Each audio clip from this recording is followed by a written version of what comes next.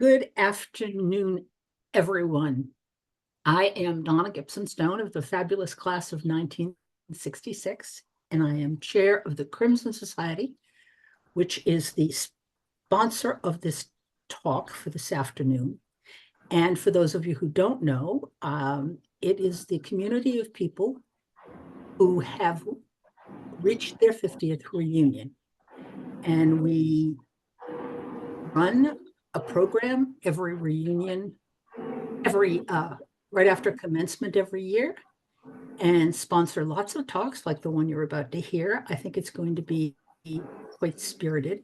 And in that, I would like to especially welcome, there are about nearly 300 of you out there, but I'd especially like to welcome anyone from the class of 1974, which is the class that just had its 50th and is just eligible to join the Crimson Society. So without further ado, I am going to turn you over to Debbie Smulyan. Debbie is a member of our committee. She is also a classmate of both Ty and Nadine. And she's the one who first brought this topic and them to our attention. So it only seems fitting that she do the formal introduction. Debbie?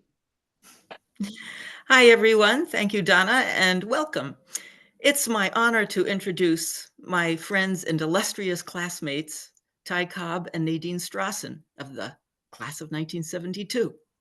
Ty Cobb, JD Georgetown University, 78, handles complex litigation matters out of his DC-based practice. Ty has also served in government, most recently as an assistant to the President of the United States from July 2017 to June 2018. In his White House work, he addressed multiple daily media inquiries regarding the Mueller investigation into alleged Russian influence in the 2016 presidential election. Until July 2017, he was a partner for 29 years in the Washington, D.C. office of Hogan Lovells. Earlier this year, he was selected by Washington Magazine as one of the 500 most influential people making and shaping U.S. national policy.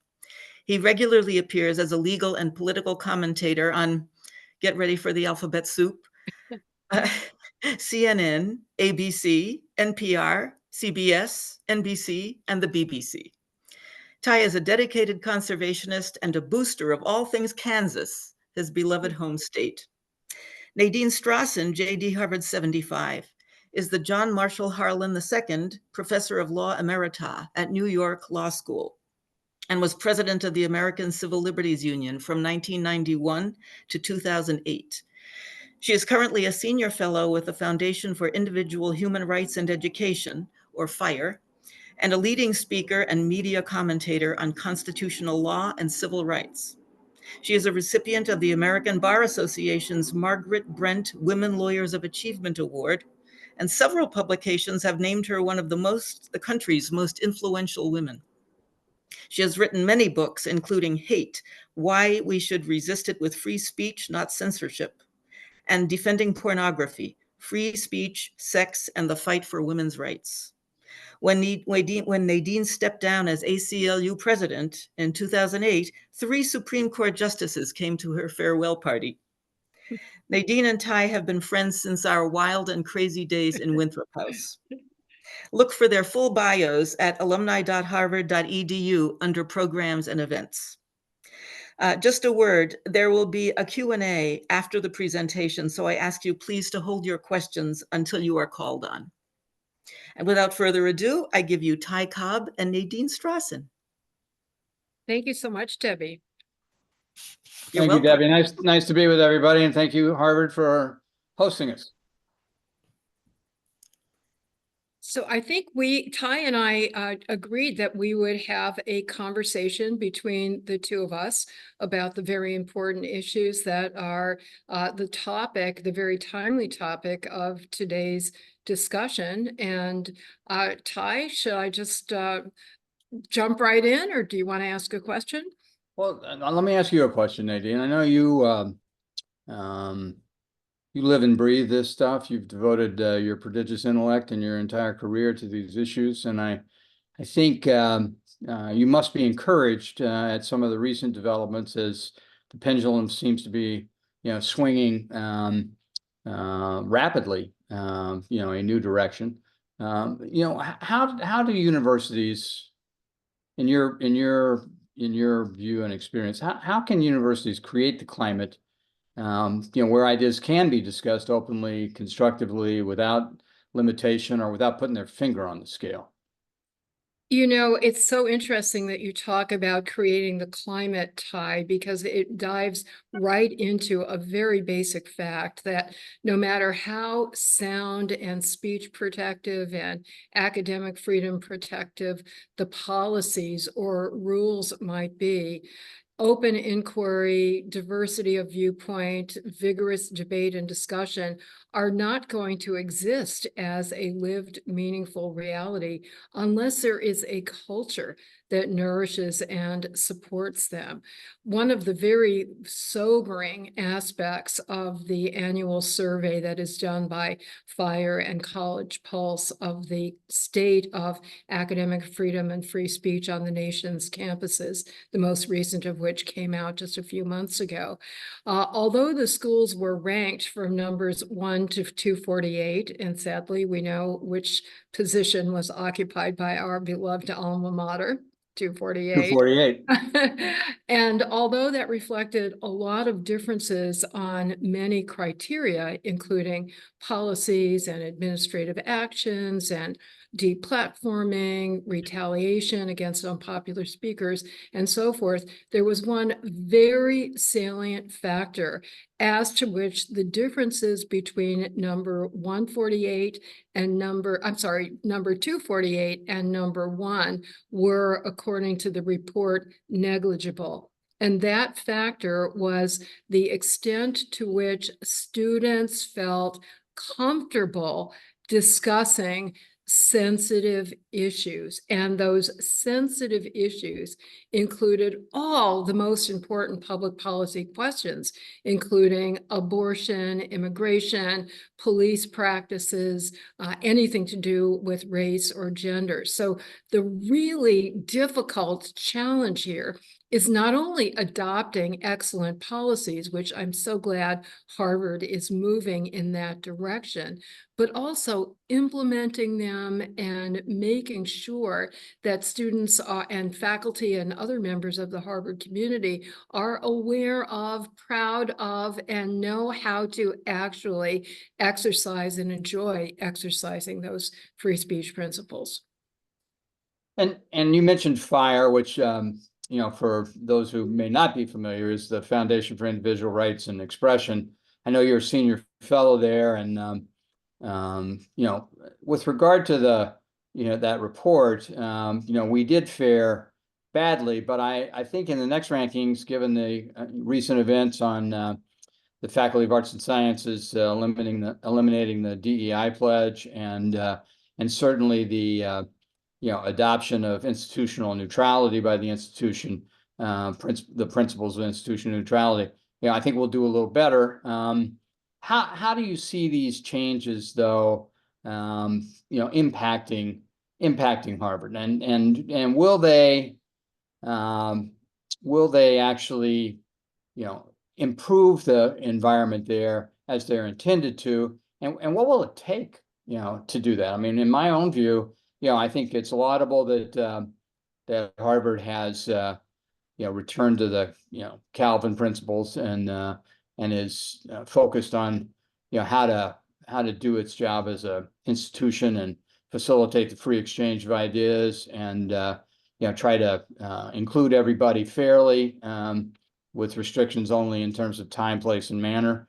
The traditional exceptions to restrictions on any speech. But it seems to me that it's going to take more than words. How do we get there?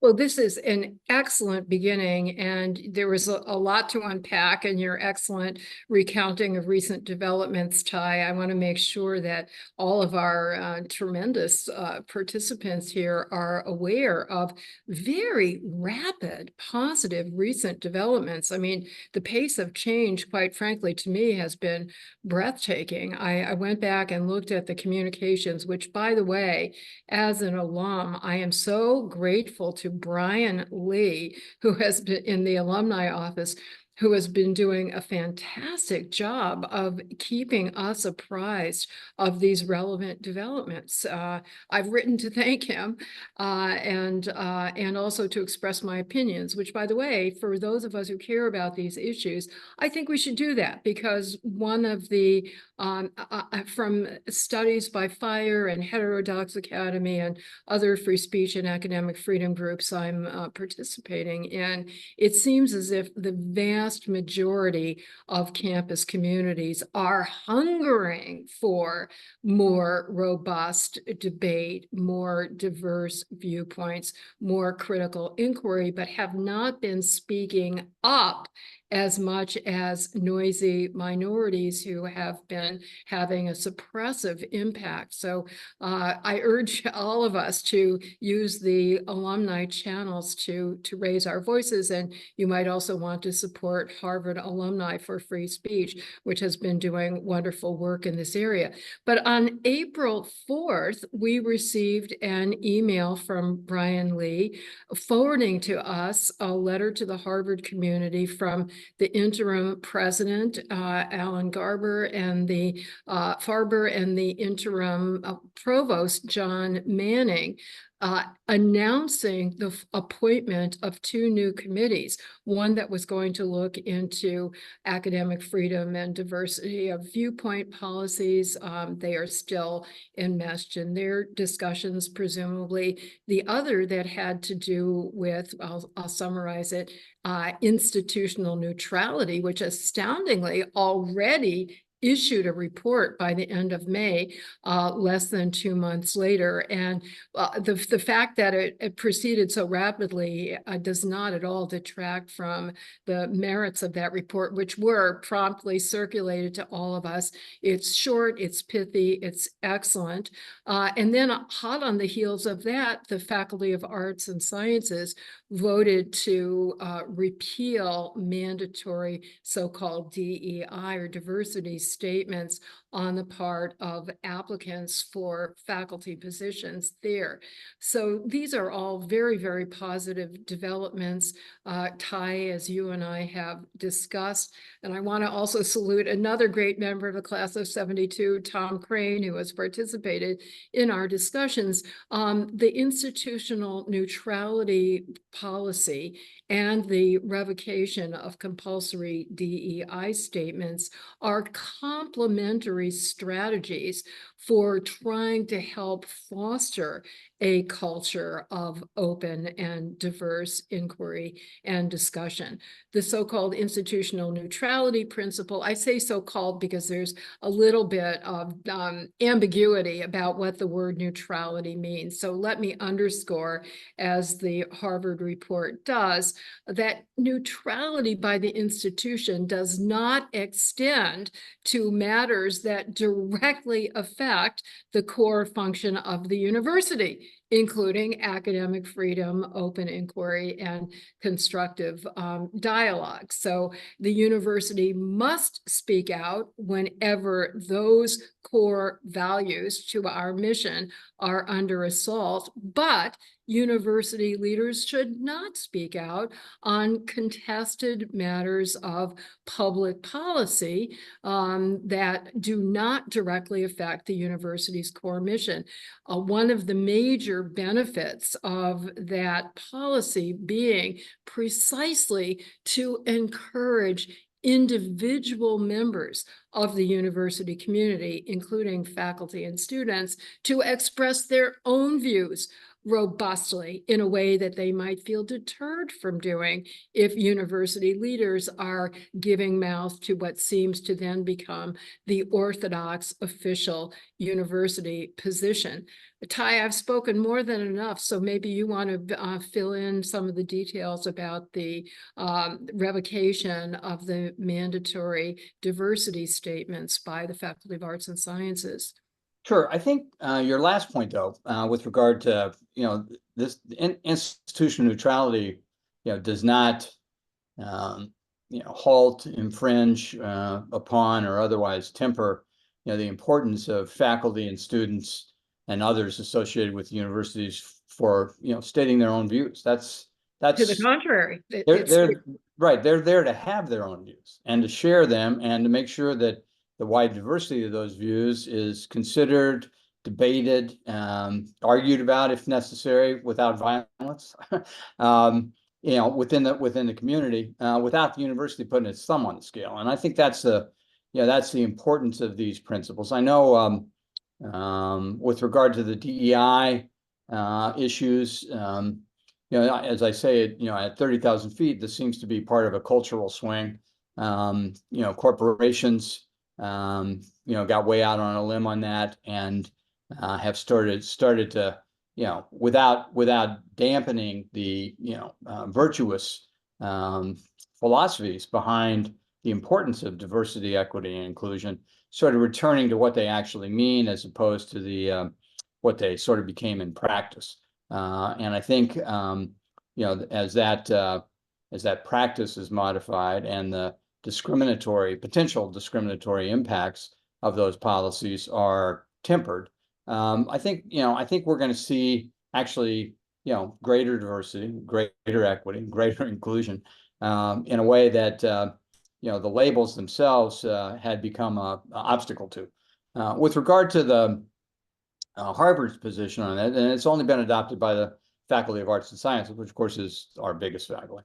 I think that's a policy and a change that that the president and the provost in particular, and the faculty, should be credited with, because I thought they did a really good job of introducing it in a non-controversial way with good solid historical platform to express why they were going that direction, and particularly the limitations that it imposed on attracting good international people who were sort of unfamiliar with the the clumsy terminology of the importance of making the bulk of their Harvard application focused on diversity, equity, and inclusion, when in most countries it doesn't have the the lengthy history and familiarity for them. So I think things are moving, and I think and they're, as you say, they're moving rapidly, which frankly is not historically a university type move.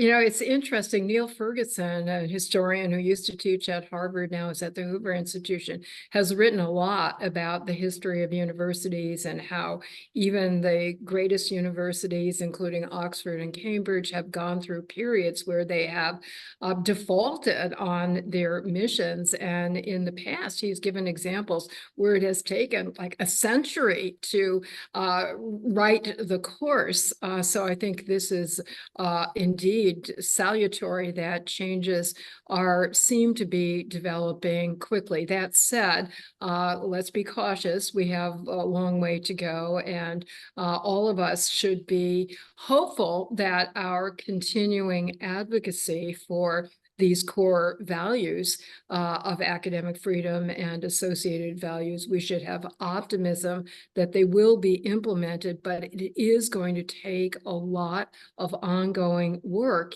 especially to make the change at the cultural level. Now, in terms of the DEI statements, I do want to emphasize that so far, the change is not only with respect to only a single faculty of an important one, to be sure, but also with respect to only one facet of the whole DEI enterprise, namely the mandatory statements. And I think those are the aspects that are the most objectionable, even to people who are otherwise very enthusiastic about other aspects of DEI programming. There is strong First Amendment law that, at least at a public university, these mandatory statements of belief in particular values, and some of the required statements are very, very detailed, that is a violation of core freedom of conscience rights. And in California, there are a couple of lawsuits pending against state university systems arguing that they violate First Amendment rights. What I thought was so interesting about the Harvard FAS approach is that instead of mandating what everybody sort of knows the approved perspective has been on issues of identity, instead, what is being substituted is welcoming statements and encouraging statements about how faculty will stimulate open inquiry, diverse perspectives, and constructive dialogue and debate within their teaching. So academic freedom is, in a sense, superseding the constricting elements of the DEI formerly required compulsory statements. Beyond that, I should say that the Faculty Academic Freedom Council at Harvard, which was founded in April last year, that council as a whole, I'm not sure, but key leaders of it, including Professor Steven Pinker, have advocated getting rid of DEI altogether.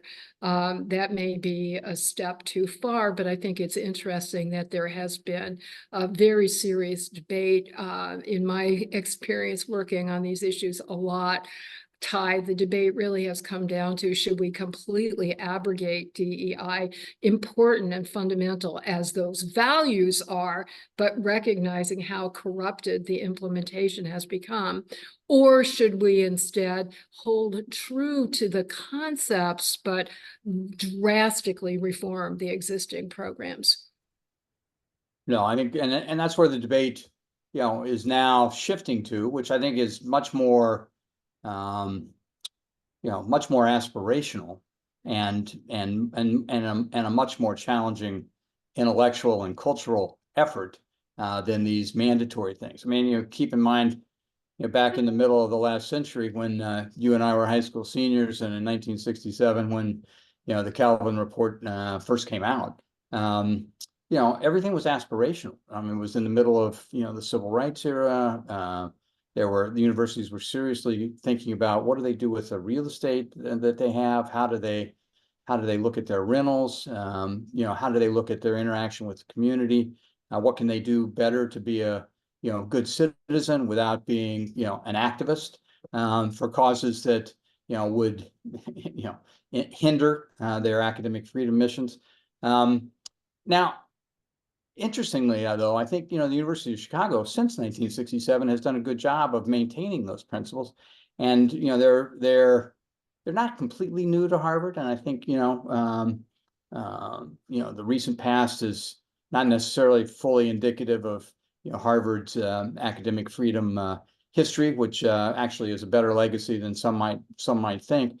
But how can Harvard, go forward and protect those principles? I think that's going to be a challenge, and it seems to me it's going to take, some real diligence. I think that the university has to show the same pervasive, consistent, constant invocation of every possible opportunity to educate members of the community and even potential members of the community through recruitment efforts of what those values are and how central they are to a Harvard education.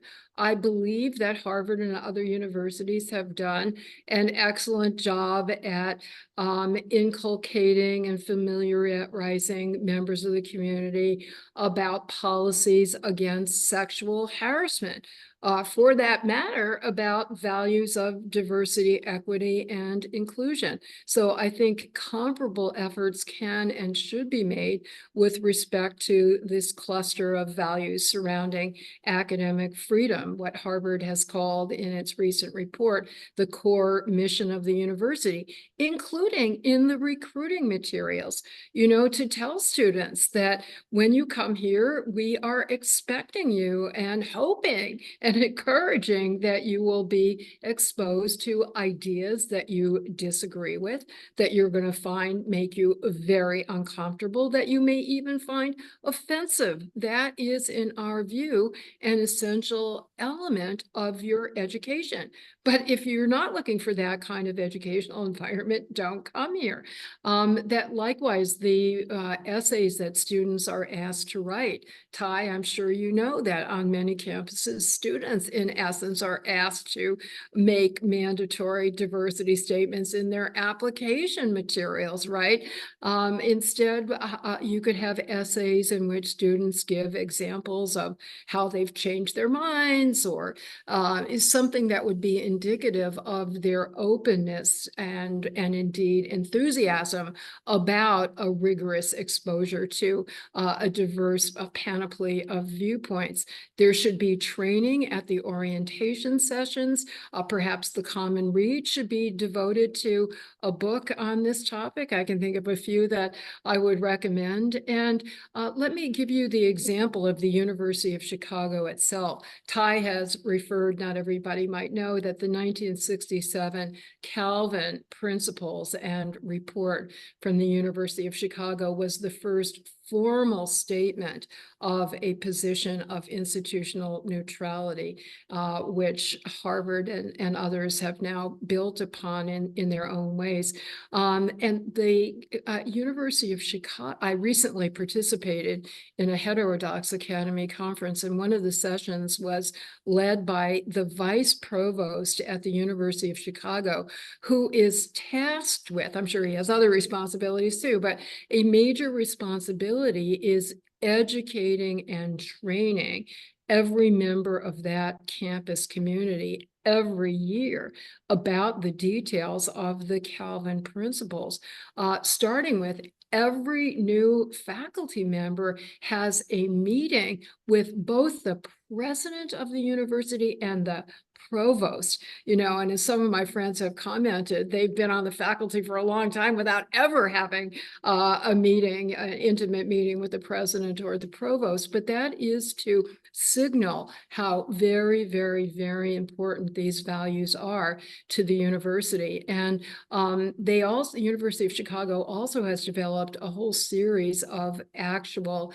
issues that have come from not only its campus, but campuses around the country, and whether the university should or should not comment consistent with the Calvin principles. I asked whether those would be available for other faculties, and the answer was yes. So I would be delighted to provide them, I guess, I know Noah Feldman, co-chair of the Harvard committee. I'll be happy to send those to him. So, we've been sort of up in the clouds on this, on this discussion so far. I think you've brilliantly outlined sort of what the contours of this are, and where we've come from, where we are, and where we might want to go. Can we bring it down to like something specific, like the recent concerns, valid concerns, important concerns about anti-Semitism on campus, and the delicate issues that are posed there, yet with the, frankly, less than neutral response that should be had with regard to anti-Semitism and tolerating it in any form. Yes, I will answer that, Ty, but then I warn you, I want to ask you a question or two. All right. I'm not watching the clock, but I suspect time is going very rapidly. The First Amendment, which does not directly, literally apply on a private campus such as Harvard, but essentially does apply because Harvard, like most premier private educational institutions, has voluntarily announced that it would adhere to free speech principles that are essentially the same that it would be required to adhere to were it a public university. And the basic principles really make a great deal of common sense that students and other individuals are free to voice any viewpoints, no matter how loathsome or reprehensible they might be. Again, I wrote a whole book, which Debbie was nice enough to refer to, Hate, Why We Should Resist It with Free Speech, Not Censorship. So an anti-Semitic, or for that matter, advocacy of genocide expression is not punishable solely because we may find the viewpoint hateful or we may hate it. But if in a particular context, and yes, Claudine Gay was correct in referring to the legal significance of context. If in a particular context, the expression is directly aimed at a particular individual or group of individuals in a way that causes certain kinds of demonstrable harm apart from dislike of the viewpoints, such as targeted harassment or bullying, or a so-called true threat that puts somebody in reasonable fear that they are going to be subject to attack, or intentional incitement of imminent violence, and so forth. Or if the totality of circumstances indicates that there is a hostile environment that is depriving certain groups of students of an equal educational opportunity, then that expression is no longer protected. Harvard, along with a number of other universities, has been the subject of private lawsuits claiming that Harvard has tolerated, if not fostered, a hostile environment with respect to Jewish students and Israeli students. The Department of Education, Office of Civil Rights, has opened investigations into Harvard on the basis of anti-Semitism, and perhaps also on the basis of anti-Palestinian, Arab, or Muslim expression. The reason why I say perhaps also is that the OCR does not disclose the particular nature of the complaints, but it has said that complaints have been made with respect to those other groups as well as to Jewish students. Well, I've now touched on that third rail topic of Claudine Gay's testimony, Ty, December 5th, and you in your illustrious career have represented many prominent individuals in testimony before congressional committees. So I would really love to pick your brain and your expertise about two dimensions of that testimony. Number one, would a president have, would it be a possible option to simply say, I'm not going to testify at all. I consider it a violation of academic freedom and institutional autonomy to be hauled before this, McCarthyite committee. I'm just being devil's advocate here. Would that be a feasible option, either legally or strategically? And number two, how would you have counseled the Harvard president, or maybe it's fairer to ask moving forward, if the new interim president is called before Congress, how would you advise him? Oh, thanks, Nadine. So that's challenging. It's not an easy, she was not in an easy position, but I think, the consensus and the vast consensus, and certainly the vast consensus among professionals who, do handle congressional hearings and participate in those hearings, is that, she mangled it badly.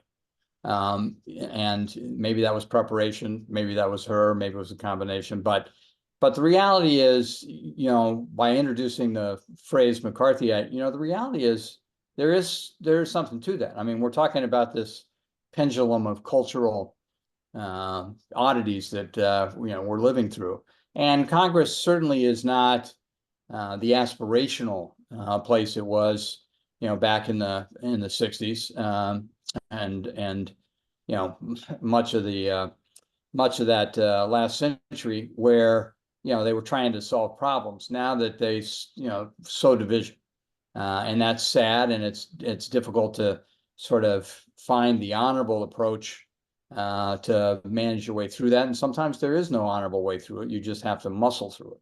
I think she was right, as you point out, with regard to context. On the other hand, she brought context up before she had created a platform.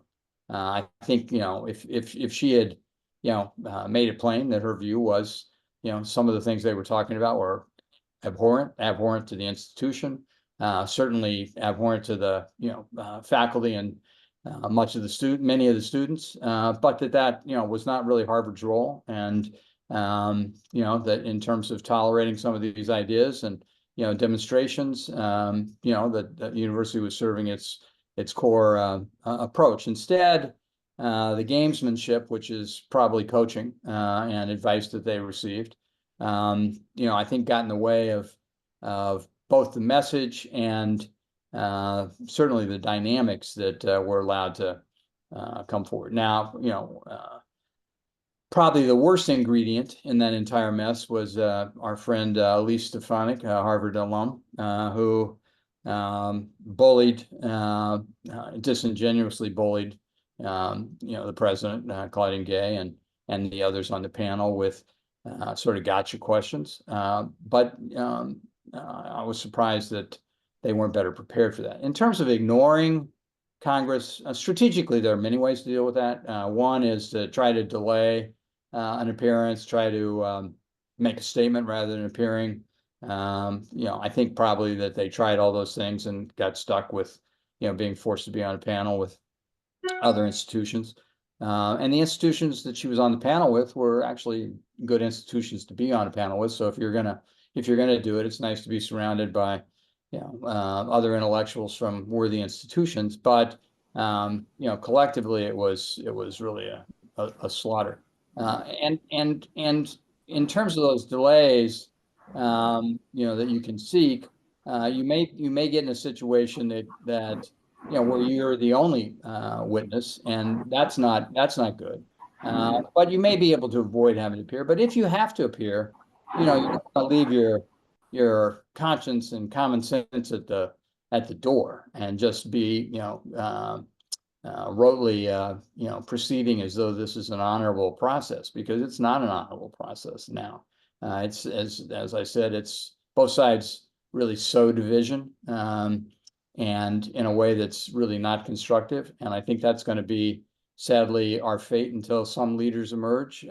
It's been a generation, frankly, since real leaders have emerged from the political class. I think we are in a very difficult time in the absence of leadership. I think the country longs for leadership and certainly needs it. Whether it's going to be forthcoming or not, hard to say.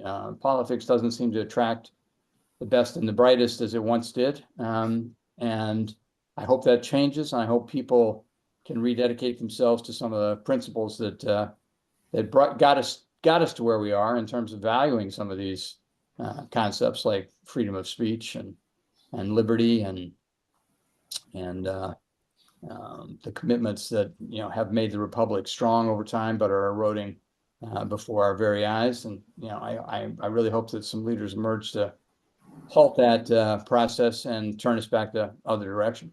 I'm so happy that you mentioned these points, Ty, because serious as the internal threats from within universities have been to academic freedom and free speech, the external threats that are coming from legislatures and governors are also, not to mention members of Congress, are also extremely serious. And the two are interconnected insofar as the violations of academic freedom and civil discourse, not to mention common sense, on campuses has helped to lower public trust and respect for universities to record low numbers among Democrats as well as Republicans. So that becomes a fertile field for politicians to make political capital out of this by passing measures that do more harm than good, including by restricting curricular choices and so forth. So by Harvard reforming and continuing the welcome process of internal reform, can have such positive ripple effects, not only for the Harvard community, but by setting a nationwide standard. Harvard still has leadership in the academic community, but hopefully to deter some of the political blowback and efforts to constrain what's best about universities. I agree so much. So what do you think? Should we keep jabbering or should we take some questions? If we have questions, I'd love to hear from others. Let's hear, Not that I wouldn't like talking to you Yes. forever. let's hear from the smart and experienced people out there. Let's get some good questions. Let's see. All right. We'll start with John Zussman. Hi, Deborah. Thank you very much. And Nadine and Ty, you're both classmates. It's good to see you in this forum. Hey, John. Hi, Ty. Hi, Nadine. I wanted to address my question to you, Ty. It's great to see you espousing these principles of academic freedom and open dialogue. I'm wondering how you square your representation of and advocacy for ex-President Trump with his condemnation of press as enemies of the people and his threats to use the military to suppress protest. So I think there's a misimpression out there. I've actually never been an advocate for the president. I didn't represent him personally. I represented the country at a time where the issue before the world that was entrusted to me was, had the president been co-opted by Russia in the 2016 election. And as I tell people, I may have represented Trump in the one thing he didn't do. But I never voted for Trump. I've never supported him publicly. I've just tried to clarify some of the media distortions, which are prominent on both sides of almost every issue, including the issues we've been discussing today, with facts. So, I mean, for example, twice a week I had to issue a statement that no, Mueller was not going to be fired. It's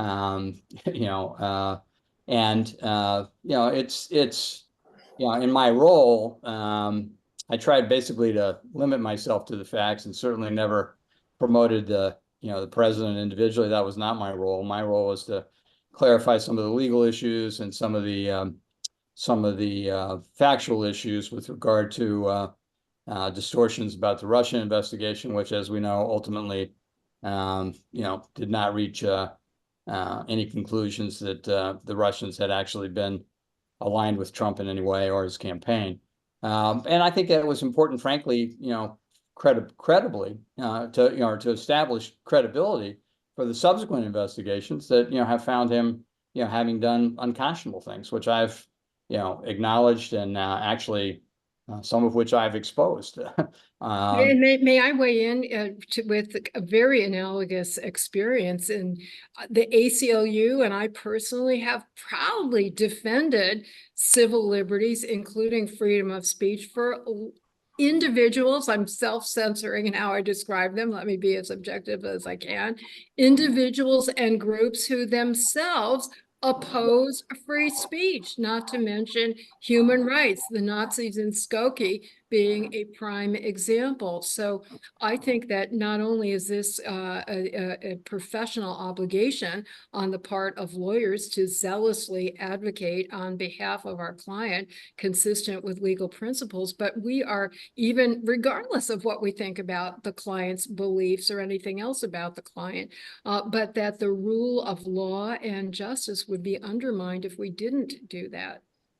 Yeah, and I think in my situation, I never was under the illusion that doing what I did would be a popular thing. But I as the oldest of 8 kids, whose father was a naval fighter pilot who grew up in the middle of Kansas and had spent a long time in public service, both as a prosecutor and as a special counsel, had the view and still have the view that even the worst presidents, and perhaps particularly the worst presidents, deserve the best people to try to guide them. And I may not have been the best person, but I was willing and had the experience that was required for that position and did the best I could.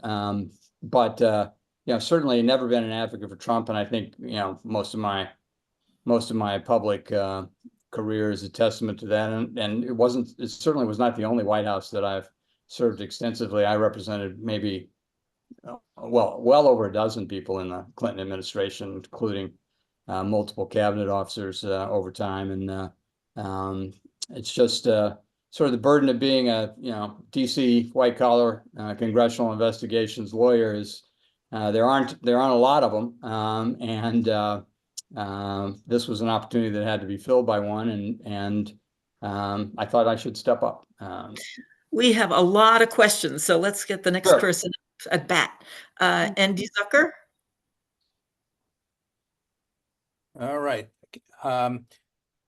So these policies, I agree, the changes that Harvard is making are positive and welcome and coming quickly. I agree with that too, which is great. Translating that into what happens at ground level is going to be a long-term proposition. And I haven't heard, it's not necessarily just for you two, but just haven't heard enough about what that means in the classroom and so forth. Larry Bacow, when he was president, said that conservatives were afraid to speak out. Faculty were afraid to speak out, that he cited examples of conservative students writing for a campus paper and being afraid to sign their name. And here we are in this age of social media where it's so easy to say horrible things about people online. And so I don't really expect you to have all the answers here, but if you want to comment a little bit about how do you take these policies down to the ground level, I'd appreciate it. So let me comment briefly before Nadine comments more educationally. Nadine alluded to this earlier when talking about basically the diligence and commitment it's going to require to perpetually push the idea of neutrality and explain what it means in the very context that you're talking about. And it does require commitment. You can't just put a 2-page paper out there, although it was shorter than the 3-page Calvin paper, and they expect everybody to incorporate it into their being.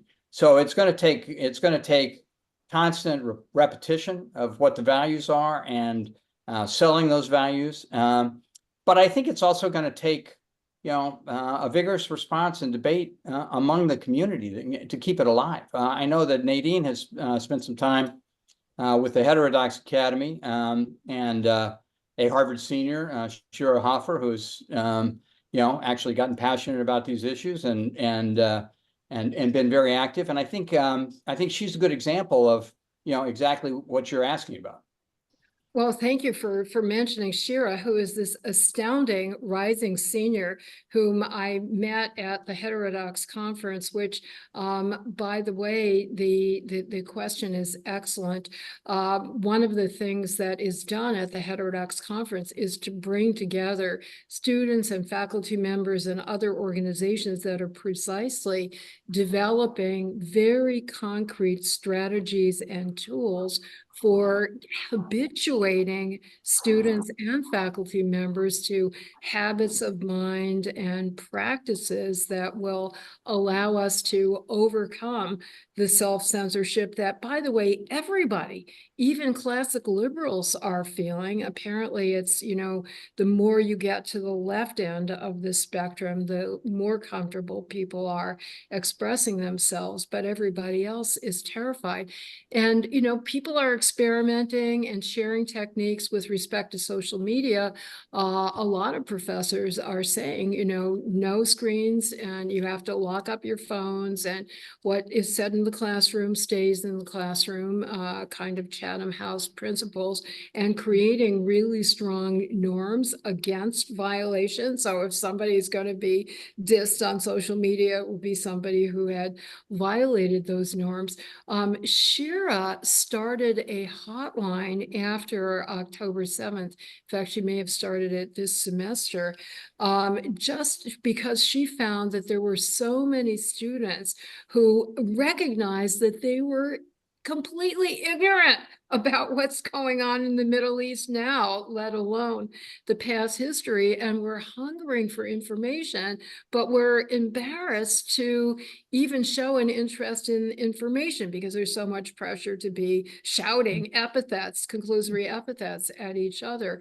So she provided with some other students an anonymous hotline, and that led to another organization that is providing opportunities for discussion and information sharing specifically about this cluster of issues. But obviously it can be expanded to many other issues as well. And there are whole organizations, including the Mill Institute at the University of Austin, the Constructive Dialogue Institute, something called Bridges USA. There's a whole alphabet soup that have put together materials and exercises, resources that are online that can be implemented in the classroom from day one or even before day one to habituate, to warn students, right? A trigger warning. You take this class, you are going to be expected to listen to and even to espouse ideas that you disagree with. And there, all indications are that there is a hunger for that. So I would say I'm very encouraged that there is a desire on the part of most students and most faculty members to move away from the terrorism that has been foisted upon them by the minority. And there are burgeoning resources, including those created by the students themselves. And I think, I'm sorry, Deb, I was going to say, and I think what you're going to see is, a lot of experimentation here. I think you're going to see, faculties and disciplines create open forums, things, whether it's an internet thing or a Hyde Park kind of thing. I think you'll see, sort of a wide number of new programs, that attempt to address, the issue you say, which is how do you take this aspirational concept down to, daily life. And I think but I think it's like democracy. I mean, an informed electorate and participation are the most important things. And I think if we can get all the constituencies of the university actively debating these issues and asking, whether a certain policy or a certain event is consistent with those principles, and that includes alumni writing in and having a loud voice. I think that's how this. That's how this gets nurtured, and I think it's important that happen. And, it has the opposite development also happened quite quickly. So I was very surprised to read in Harvard's report on institutional neutrality that the first requirement, on DEI mandatory statements, that the first such requirement was implemented only 10 years ago. And now they're ubiquitous. Well, we're old enough that we can say 10 years isn't ancient history. And same thing when I compare notes with John Haidt, Greg Lukianoff, and others who have looked at, for lack of a better term, wokeism taking over campus, that all of us date that back to about 2014, which again, it's only 10 years ago. So I think the pendulum can swing back, in less than 10 years. All right, Debbie, hit us. All right, these are such thoughtful and thorough answers, and we have a pile of people waiting. So I don't know if we can fit more than a couple more questions in, but Howard Friedman, you're up. Howard Friedman? All right, we'll move on to Alan Kay. Yes, thank you. Nadine, I love that self-censorship. That's not something I've heard, a word I've heard before, but it's one of many that express what's going on. For fear of cancellation or other types of retribution that occur in institutions like Harvard and two other Ivy League institutions with which I've been involved and continue to be involved.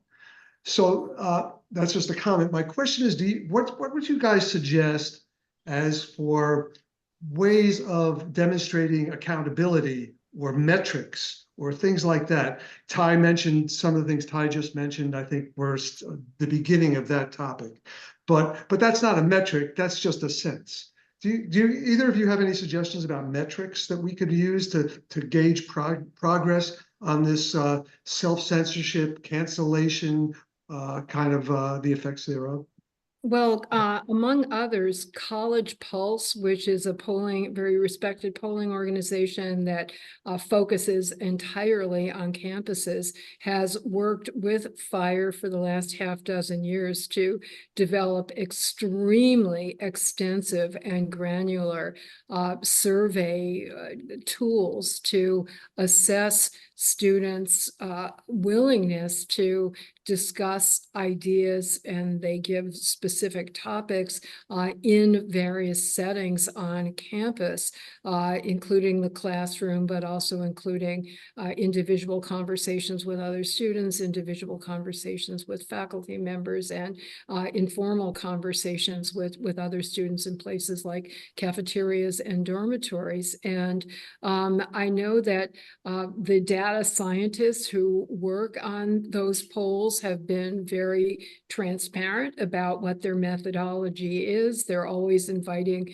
critics and other experts to chime in to give them constructive feedback on how they could make the polling more accurate. For example, when Harvard came out, number 248 of 248, FIRE at Harvard's request hosted a webinar for data scientists and others at Harvard to engage with those at College Pulse and FIRE who had worked on the survey to engage in constructive criticism for making it more accurate and more complete. So that's one really important metric. So I think your point about FIRE, the ranking, the 248, FIRE has, FIRE is a very important voice. It's sort of filled a sad void in the freedom of speech world that had been created. I'm going to censor you. I wasn't gonna use any letters, Nadine. But I think they have emerged as a very forceful voice and a very good evaluator of these policies, and their rankings, I think, are an important step toward metrics on this. And I think you'll see other organizations, FAIR and FIRE, two evolving organizations that are ascending at the moment, I think, in terms of looking at these issues and holding institutions accountable. I think you'll see more of that. I hope you'll see more of that. Good. Great. So let's have the Crimson Society ask the university to send out their annual FIRE the number. Hopefully we make some improvement. And Good social idea. scientists on the faculty, I mean, they have the expertise. It should be a challenge to them to come up with ways of assessing and hopefully demonstrating that Harvard is making progress. I'm so very sorry that this session is coming to an end. This has been just wonderful. My goodness, I'd love to hear another hour of it. But I think that Howard Friedman, if you're here, ask your question. But I think if not, we have to go to Donna for our valediction. Yes, thank you. This is Howard Friedman. Okay, Howard. Hey, Howard. One of the things that's really important is there's no consequences to actions of students. If students provide hate speech, that's not according to the Harvard principles. If they obstruct students from walking through campus with a yarmulke on because they're Jewish and they're afraid to move, that's unacceptable as well. When President Baco was invaded in his lecture in the Kennedy School by a group of students protesting, and he broke up his lecture to meet with the students, that was unacceptable, because he should have said, you are violating university's principles, you can be suspended for us, get out, I have to finish my lecture. He didn't say that. I'm so sorry to break in, but we're gonna get shut off. You have to give them a chance to answer your questions very quickly. Yeah, the question is, what should Harvard do for this? And shouldn't the Crimson Society come out with a statement opposing hate speech and enforcement of Harvard policy to eliminate the transgressions? So I have to leave the Crimson Society answer to them. I'm not an officer or anything in that regard, but I agree 100% with you. And I frankly think that Acting President Garber's letter explaining, what was no longer going to be tolerated in the yard, and the fact that certain of the conduct and speech, the time, place, and manner issues that he identified in terms of what was being done and why it was no longer going to be tolerated, actually was quite concise and quite forceful on the point that you mentioned.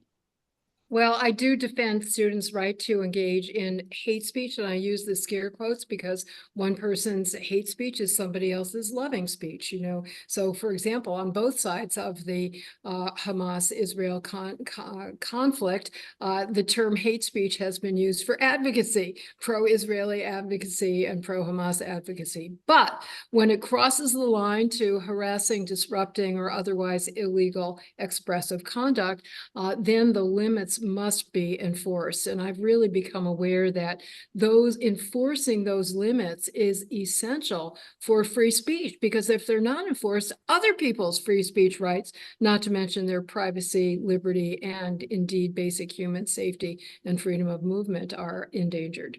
Yeah, certainly, following people with yarmulkes, after they leave the yard and harassing them and not letting Jewish students into libraries. Those are intolerable things. And, I think Harvard was right to put a stop to it. All right. That's a wonderful way to end the Q&A. And I hand it back to Donna. Okay. And I have to thank all of you, particularly Ty and Nadine, for being generous with your time and open with your thoughts and feelings. And the audience for attending today's program, and Debbie for being such a good introducer and a good moderator. And we are delighted that we could produce this for today. And I wish you all well. Thank you all. Nice to be with you. Thank you. Thank you all.